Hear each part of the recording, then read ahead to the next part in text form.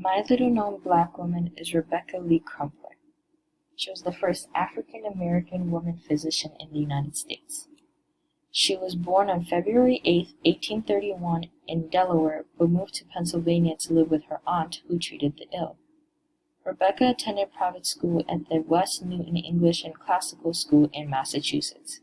After going to private school, she moved to Charleston, Massachusetts in 1852, where she worked as a nurse.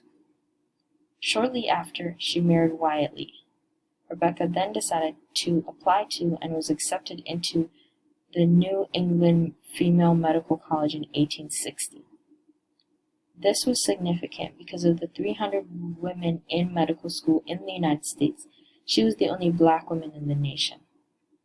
Sadly, her husband, Wyatt, died of tuberculosis in 1863. However, the following year, Rebecca graduated from medical school and thereafter married Arthur Crumpler. Rebecca moved to Boston and opened a medical practice there. After the Civil War, the Crumplers moved to Virginia, and Rebecca joined the Freedmen's Bureau. There, Rebecca worked under General Orlando Brown, the Assistant Commissioner of the Freedmen's Bureau for the state of Virginia. Rebecca was attendant to over 30,000 African Americans who were often subject to discrimination from the white physicians who did not want to treat them. While in the Bureau, Rebecca also experienced racism and sexism from her fellow white physicians.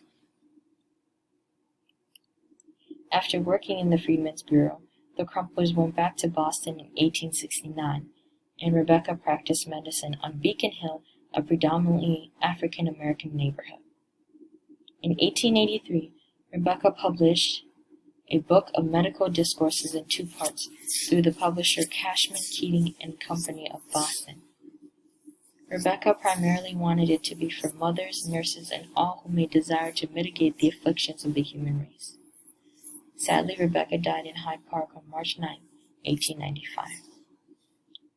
Rebecca was significant to black women history because she was the first African American physician, but also did her part in helping her people in her community by helping the Freedmen's Bureau treat and heal African Americans.